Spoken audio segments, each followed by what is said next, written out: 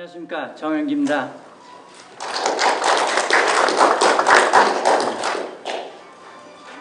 제가 담당하는 분야가 이제 핵 그리고 미사일 분야다 보니 이 발표를 이제 의뢰받게 되었는데요. 참고로 오늘 이 발표 내용에 포함된 어떤 수치나 그런 거는 우리 원에서 이제 평가하던 내용은 아닙니다. 그건 좀 인용하기가 곤란해서 공개 자료에 나와 있는 것들을 제가 이제 취합해서 이제 사용했습니다. 네, 그거를 이제 이해해 주시기 바라고요. 그리고 북한의 핵미사일 제목에 핵미사일 개발과 대남 전략으로 되어 있는데, 사실 북한의 핵미사일은 이 대남용으로만 국한된 게 아니라 어떤 면에서 볼 때는 뭐 대미라든지 그쪽에 더 방점이 있는 경우도 많았는데, 오늘은 이제 오늘의 발표 취지에 맞게 이제 대남 분야 그쪽에 좀 이제 좁혀서 한번 논리를 한번 펴보겠습니다. 네, 그럼 발표 시작하겠습니다. 목차는 북한의 핵미사일 개발, 핵개발 동향, 미사일 개발 동향에 대해서 이제 설명을 드리고, 두 번째는 이제 핵미사일과 대남 전략이 어떻게 연계되어 있느냐, 그리고 세부적으로는 이제 대남 전략, 그리고 향후 전망과 대책, 이 수준으로 나가겠습니다.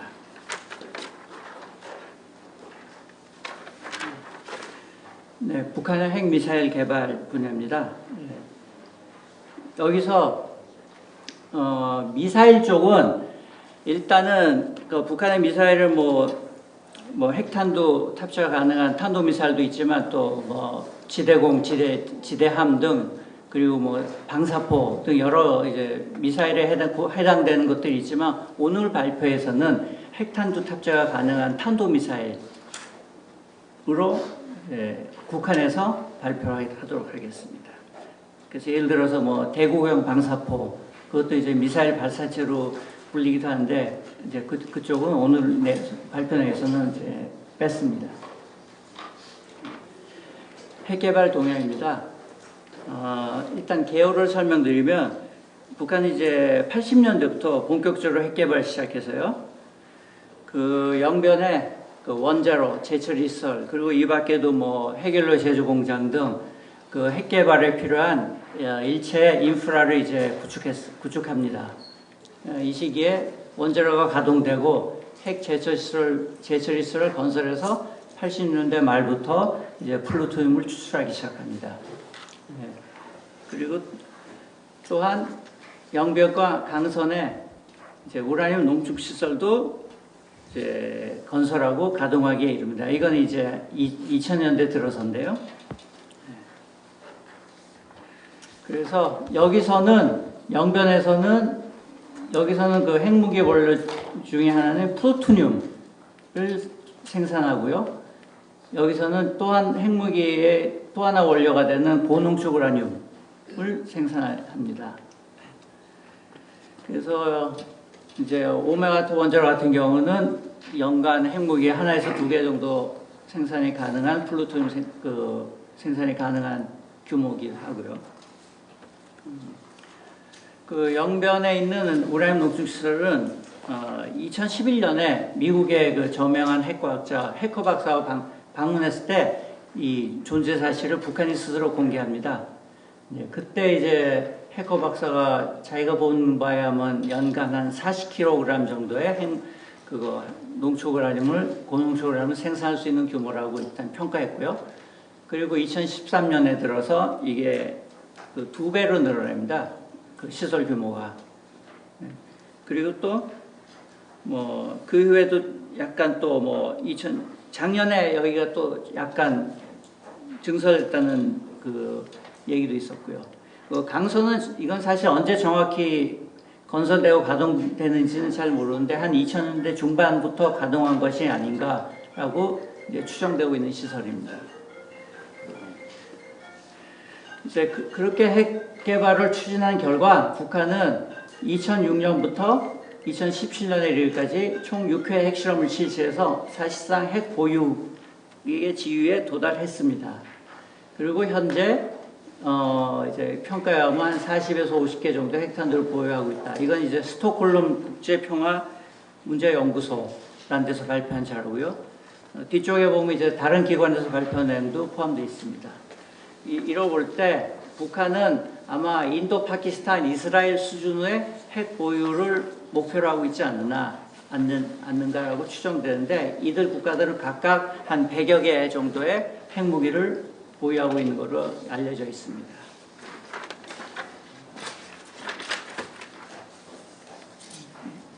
그래서 여기 보시면 이제 그 영변의 전경인데요. 보면 여기가 이제 연구단지고, 여기가 원자로, 여기는 이제 건설하다만 원자로고요.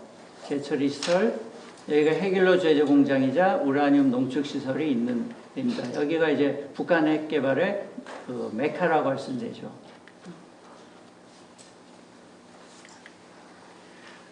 북한의 핵 지휘 통제 체계인데요. 김정은을 정점으로 해서 간결한 지휘 통제. 이건 이제 핵 무력의 지휘 통제를 얘기합니다. 핵 개발 자체는 군수공업부 이제 산하에서 이제 진행하고, 그 다음에 아까 보여드리는 영변 원자력 연구소가 주축이 돼서 핵물질 생산을 담당하고 있고요. 그래서 김정은을 정점에서 간결한 지휘 통제, 그 전략군을 창설해서 실전 상황 시 그 핵무기 사용에 관해서는 이런 식의 개선을 통해서 명령이 하달될 걸로 추정되고 있습니다. 그리고 이제 통상 핵무기를 보유한 국가들의 가장 이제 중요한 현안 중에 하나가 어떻게 안전하게 핵무기를 관리하고 사용하느냐인데, 미국과 러시아 같은 경우는 이제 이 PAL, 이제 Permissive Action Link라 그래서 굉장히 정교한 이제 이제 발사 코드가 입력이 돼야지만 핵 사용이 가능한 그런 다중 통제 시스템을 사용하는데요. 북한 같은 경우는 아직 그 정도에는 이르지 못한 걸로 이제 보고 있습니다. 그리고 이로 인해서 김정은 6호시에는 핵 통제권에 대한 불확실성이 이제 증폭될 걸로 예상되고 있습니다. 그다음에 핵물질 생산량은 아마 영변 원자력을 가동해서 한 영변에서 7회 혹은 그 이상의 제철을 통해서 한 수십 킬로그램 정도를 추출한 걸로 보이고, 고농축 우라늄은 영변과 강선 이를 통해서 한 수백 킬로그램 정도를 추출한 걸로 보이고요. 이제 이를 토대로 그러면 핵무기가 보통 몇 개나 있느냐 추정한다면, 플루토늄 같은 경우는 이제 핵무기 한 개당 4kg 정도 소요되는 걸 가정해서 열에서 한 10에서 20개, 그다음에 고농축 우라늄은 한 개당 15kg 정도 소요되는 걸 가정해서 수십 개 정도 될 것이다. 이걸 합치다 보면 이제 미 국방정보부 DI 같은 경우는 한 65개, 해커 박사는 이 정도, 그 다음에 미국의 과학국제안보연구소 ISIS는 60개, 그 다음에 전미과학자협회 30에서 60개, 아까 소개드린 스톡홀름 국제평화문제연구소 40에서 50개 정도입니다.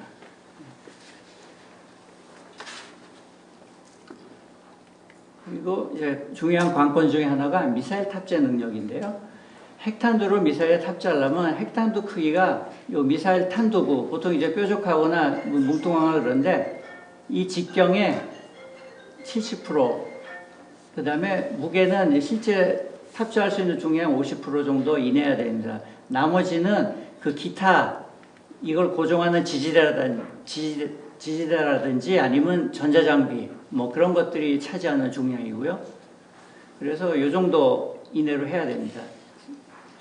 근데 북한이 2016년 3월에 이제 자기네가 핵탄두를 공개했습니다. 이거 동그란 거요. 이제 흔히 말해서 실버볼, 디스코볼이라고 그러더래요. 서방권에서는. 이제 우리가 목축을 해보니까 한 60에서 80cm 정도인데, 북한이 갖고 있는 그 미사일들, 스카드, 노동, 그 이외들, 미사일을 볼 때 충분히 탑재할 정도의 크기는 됐다고 저희는 이제 판단하게 되더라고요. 네, 그리고 2017년에는 이제 피넛 모양의 수소폭탄도 공개하고 그 당일날 핵실험도 강행했죠. 그다음에 핵실험 일지입니다. 1차 때부터 6차 때까지 쭉 돼 있는데 장소는 역시 환경북도 풍계리고 길쭉은 풍계리고요. 위력은 1차 때는 좀 기대에 못 미치는 1킬로톤 이하였지만 점점점 이제 횟수가 거듭될수록 점점 안정적으로 핵실험을 실시해서 6차에 이르러서는 120킬로톤 규모의 핵실험까지 실시했고요. 이때 북한은 ICBM 장착이 가능한 수소폭탄 개발에 성공했다고 주장을 했습니다. 이 서방 전문가들도 이때 핵실험에는 수소폭탄을 실제로 쓴 것 같다고 이제 평이 이제 주류를 이루더라고요.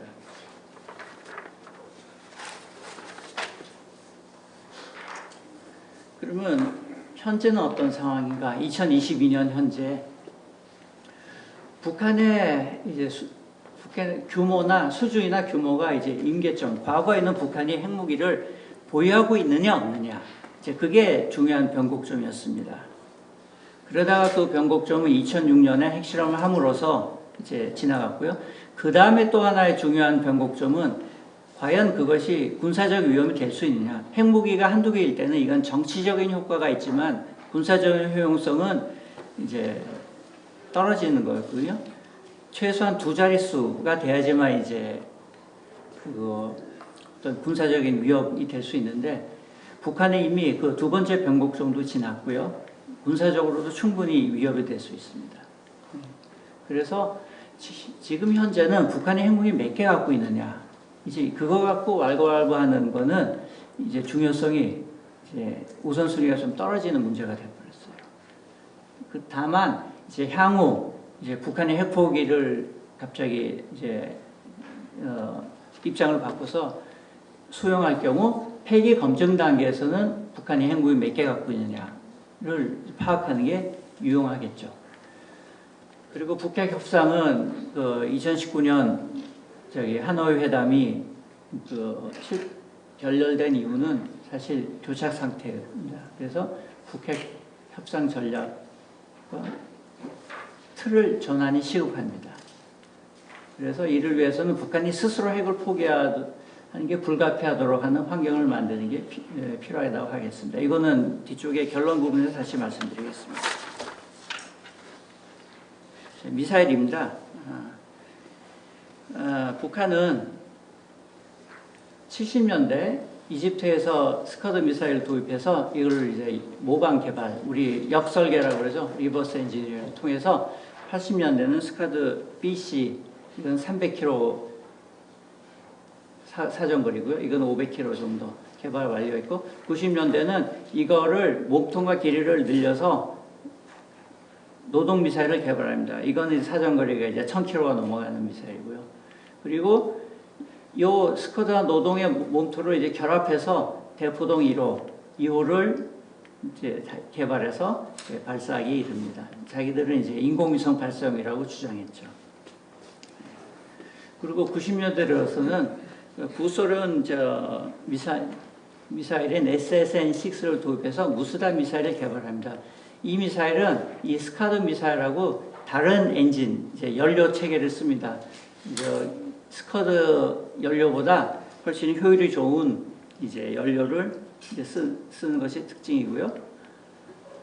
이후에는 이 무스단을 기본적인 이제 연료로 똑같이 쓰면서 이제 백두산 엔진이라는 엔진을 개발해서 이 엔진을 기본으로 지금 북한이 갖고 있는 중거리, 장거리, 대륙간 탄도미사일 같은 화성 12, 14, 15, 17형 지난 5월 달에 발사한 17년까지 이제 개발에 이제 일단은 성공한 것으로 보입니다.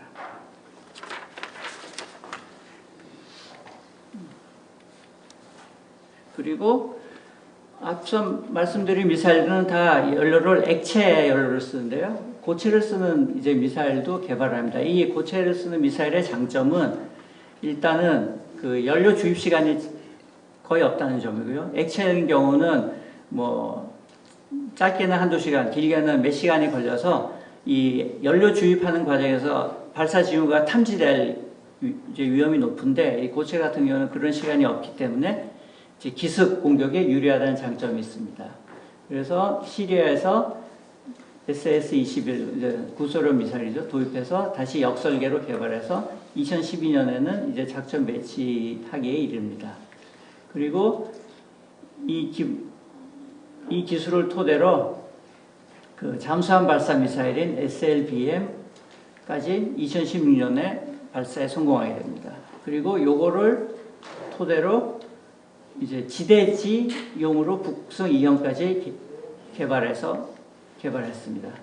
그리고 2017년 4월에는 이동식 ICBM에서 중국의 동풍 32형 대륙간 탄도탄하고 비슷한 미사일 하나, 그 다음에 러시아 토폴과 유사한 형태 길이 25의 대형, 초대형 ICBM 모형까지 공개됐는데, 이것이 실제 작동 여부는 아직까지 확인된 바는 없는 걸로 알고 있습니다.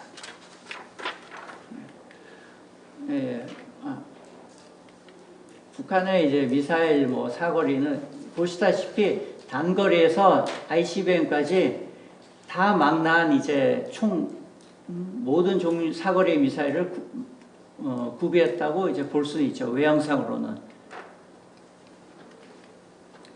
미사일 개발 및 지휘 체계는 북한 같은 경우도 국방과학원이 주도해서 로켓공업부, 그 다음에 생산은 제2경제산하의 군수공장에서 생산 조립을 담당하고요. 군 병기국에서 이제 시험 발사에 대해서 성능 검증을 하고, 그리고 이제 배치에 이르게 됩니다. 그 지휘 체계는 기본적으로 김정일 전략군 일선 미사일 부대로 이제 일원화된 체계를 하고 있고요. 핵과 비슷한 체계입니다. 전략 로켓군으로 유지하다가 전략군으로 이제 승격을 했습니다. 이거는 이제 흔히 말하는 우리나라 육해공군 같은 이제 군종에 북한은 전략군이 하나 추가된 셈입니다. 주요 시설은 연구 생산은 이제 국방과학원, 제2자연과학원이라고도 부르고요. 그 다음에 대표적인 공장이 평양 남포에 있는 잠진미사일 공장. 그 다음에 시험장은 대포동 시험장을 쓰다가 요즘은 이제 동창리 발사장을 많이 쓰기도 합니다. 그리고 이동식 미사일 같은 경우는 북한 전역에서 뭐 순안 공항 근처에서도 발사하기도 하고요. 최근 들어서는 북한 전역에서 발사하는 추세입니다. 그 다음에 미사일 기지는 이제 스카드 같은 경우는 이렇게 3곳, 노동도 3곳, 우수단은 이렇게 배치했는데, 이거는 시험 발사에 거의 9번 중에 1번만 성공해서 사실상 이거는 실전 사용 가능 여부는 굉장히 불투명한 상태입니다. 그리고 이 밖에 이제 ICBM 등도 뭐 배치를 했다는, 여기저기 배치했다는 말이 있는데, 아직까지 이제 실전 활용성은 아직 확인되지 않고 있습니다. 북한 미사일 개발과 이제 운영에 있어서 과제, 이제 어떻게 보면 애로사항인데요. 북한의 같은 경우는 일단 유도 조종 방식이 과거에는 관성 항법 장치만 썼습니다. 근데 이것은 굉장히 오차가 큽니다. 스커드 같은 경우도 이것만 쓸 때는 그 오차가 1km나 납니다. 근데 이제 이후에 GPS를 병용해서 통합 항법 장치라는 걸 해서 오차를 50% 이상 줄였고요. 그 다음에는 이제 탄도미사일을 우리가 이제 뭐 패트리엇이라든지 사드라든지 각종 이제 요격 시스템을 채택하지 않습니까? 이제 그거를 회피하고 한편으로는 정확도를 높이기 위한 이제 노력이 필요한데, 북한도 나름대로는 뭐 기동용 탄두라든지 뭐 저고도로 날아가다 이제 올라갔다 떨어진다든지 그런 이제 그 비행 궤도를 조정함으로써 이제 요격 회피를 지금 주력하고 있습니다. 그리고 이제 재진입 기술인데요. 이제 미사일 같은 경우 대기권 밖으로 나갔다가 대기권으로 다시 들어올 때 보통 이제 탄도 미사일들은 되게 대기권 한번 나갔다 옵니다. 대기권이 고도 100km를 이제 기준으로 잡는데 이제 내려오면서 대기권을 통과할 때 공기의 마찰열로 굉장히 고온이 올라갑니다. 그래서 뭐 단거리 미사일 같은 경우는 1000도 이상, 대륙간 탄도탄 미사일 같은 경우는 뭐 수천 도, 뭐 어떤 경우는 7, 8천 도에도 나옵니다. 그걸 견뎌야 되는데요. 이 기술이 서방권 이제 국가의 한 50% 이하 수준이 아닌가로 추정되고 있습니다. 현재 북한이 실시하는 그 장거리 미사일 발사가 보면 이제 고각 발사 위주입니다. 원래 대륙간 탄도탄은 이렇게 쭉 날아가서 장거리를 가야 되는데 북한이 하는 실험은 고각으로 올라갔다 이렇게 떨어지는 거. 그 나름대로 이제 뭐 장거리에 지나서 하는 애로사항이 있어요. 이건 국제법상의 문제도 있고, 왜냐하면 일본 상공도 날아가야 되고, 뭐 잘못하면 뭐 하와이 인근에 떨어지면 그것도 문제가 되고 하니까 그런 걸 피하려고 고각 발사라는 이유도 있겠지만 이 위주로 실험을 하다 보니까 이 고각 발사하면 이 재진입 때 발생하는 열이 실전 상황에서의 상황을 재현하기가 힘들다 그럽니다. 그 훨씬 열이 적게 발생하기 때문에 실전 상황에서 어떻게 탄도가 생존하는지를 검증하기 힘들다 그러네요. 네, 그래서 이제 북한의 재진입 능력, 탄도 재진입 능력도 아직까지 충분히 검증되지 않고 있습니다. 그리고 북한이 또 하나의 관행 중에 하나가 미사일을 개발하면 대충 몇 번 이제 시험해보고 자기들 기준으로 대충 맞아, 이 정도면 되겠다 싶으면 그냥 작전 배치를 하는 관행이 있습니다. 특히 무수단 같은 경우는 9회 시험 중 1회밖에 성공을 못했는데도 그냥 덜컥 북한 전역에 세 군데에 그냥 기지까지 건설해서 작전 배치를 해버립니다. 그래서 이런 충분히 검증 없이 작전 배치해서 하는 관행이 얼마나 이제 개선될지 이제 그것들이 북한의 주요 과제입니다. 북한의 그 다음에는 이제 핵미사일과 대남 전략인데요. 대남 전략은 기본적으로는 기본 인식은 남한은 미제의 식민지이고 침략적 군사기지이기 때문에 이를 통일하는 것이 대남 전략의 목표이다. 그래서 한반도 적화 통일이죠. 또 헌법에도 이렇게 규정해 놨고요. 당 규약에도 전국적, 이 전국적은 한반도 전체를 얘기하는 거죠. 수행한다. 그리고 실천 방안은 이제 시대에 따라 좀 틀립니다. 그렇지만 이제 크게 뭐 3대 혁명 영향 강화, 통일 전선, 그리고 우리 민족끼리 등 여러 실천 방안을 시대 상황에 맞게 구사해 왔습니다. 이제 김정은 시대의 대남 전략은 이러한 한반도 적화 통일의 목표는 견제하면서 도발과 대화는 여전히 반복, 이제 화전양면 전략이죠. 이제 그러면서 체제 정체성, 최고 전환 문제, 3대 세습 문제 이런 거에 도전에 대해서는 민감하게 그 이전 선대보다 더 민감하게 이제 반응을 했습니다. 이거는 이제 그리고 이 도발과 대화의 반복의 주기가 선대보다 좀 짧아지는 추세입니다. 이거는 김정은의 어떤 조급하고 호전적인 성향을 반영하는 것이 아닌가 봅니다. 그리고 남남 갈등을 유발하는 목적으로 특히 뭐 핵 전쟁 공포 유발하고요, 전쟁 회피 심리를 이로 인해서 남한 내에 이제 고취시키는 등 이런 통일 전세 전선 책동도 과거에는 은밀히 해왔다고 한다면 김정은 시대에 들어서는 보다 대놓고 노골적으로 한다는 것이 특징이라고 할 수 있습니다. 그리고 이제 김정은 시대에 들어서 핵 보유국 이게 전략적 핵 보유국의 위상을 이제 확보했다가 이제 판단하고 이거를 적극 부각하고 있습니다. 그래서 이제 남북 관계에서도 이제 이걸 적극적으로 활용하고 있고요. 이제 또한 이제 수시로 이제 청와대 등 뭐 타격하겠다 이런 위협을 통해서 우리 대남각의 주도권을 장악하려고 기도하고 있고요.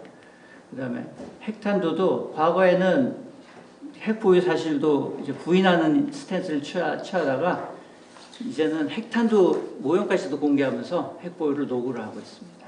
그리고 이제 이 핵 협상의 논점을 핵 포기가 아닌 핵 군축으로 논점 전환을 이제 시도하고 있죠.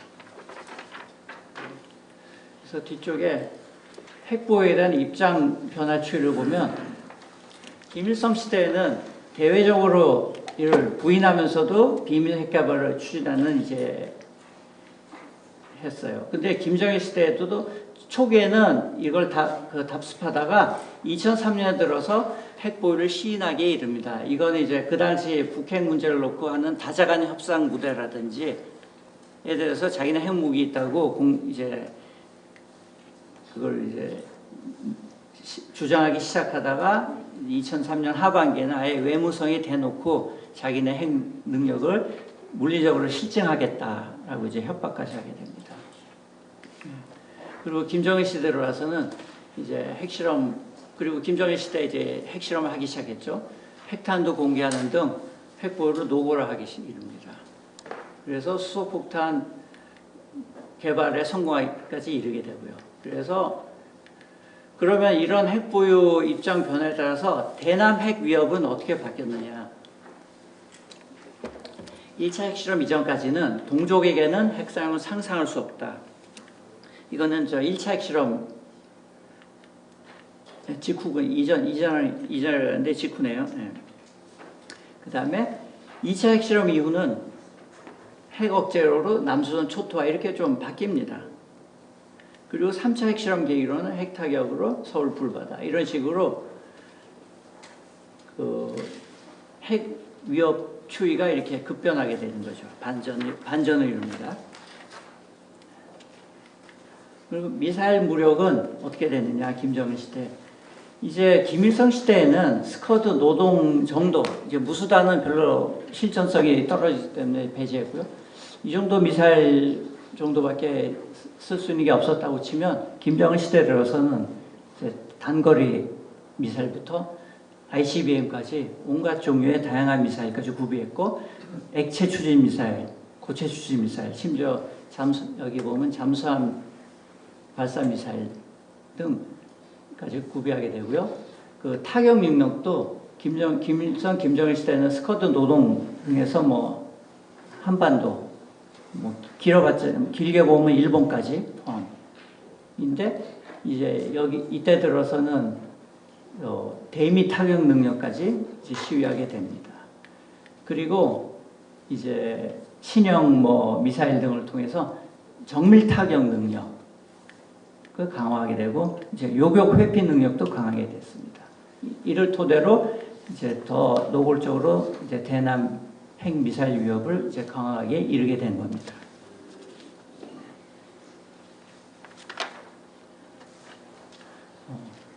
이제 시간이 다 돼가서 이제 향후 결론을 말씀드리겠습니다.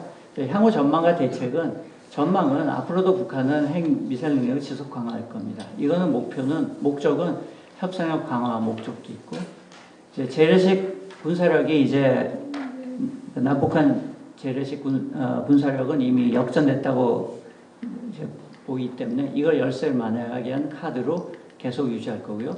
그리고 이제 대내 결석을 위한 이제 목적으로 가속 강화할 것으로 보이고, 대남 분야에서는 이 도발과 조정, 흔히 말하는 살라미 점수를 통해서 이제 계속 대남 관계에서 주도권을 장악할 것으로 보이고, 이제 북한의 역대 이제 핵 미사일 도발을 보니까 신정부 출범의 즈음에서 굵직굵직한 이제 도발이 많았습니다. 그래서 이제 윤석열 신정부 이제 출범했는데, 이 조만간 또 뭐 하나의 큰 이제 도발이 있지 않을까. 물론 이제 지난 그 5월달에 이제 직전에 또 ICBM 이제 시험 발사하긴 했었죠. 그래서 앞으로 또 어떤 걸 할지 이제 우려스러운 면이 있습니다. 이제 끝으로 이제 대책은, 이제 기존의 폐기 대 대가 제공의 협상들은 탈폐되지 않느냐. 현행 정책, 이제 북핵 정책인데 이제 핵 미사일 정책이죠. 이런 폐기를 위해서 대가 제공했던 프레임에 매몰되어 있었다는 게 이제 전반적인 평가고요. 이로 인해서 몸값이 인플레이션 됐습니다. 그러면서도 이면에 이거는 방치하는 결과가 나왔고요. 그리고 압박은 중국 등의 기업적으로 성과가 보죠. 그래서 새로운 판짜기가 불가피하다. 그래서 이를 위한 실천 방안으로는 일단 북한 핵, 이제 미사일 포함해서 효용성을 축소시켜야 됩니다. 저희가. 일단은 정치 외교적인 효용성. 일단은 핵 공포감에서 탈피해서 그 다음에 해야 되고 국제 고립을 더 강화해야 되고 그 다음에 군사적인 효용성도 박탈해야 됩니다.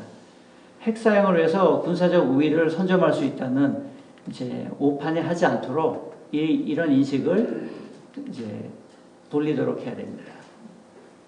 그리고 이제 이를 통해서 핵 보유 편익 이런 의구심을 갖도록 유도해야 됩니다.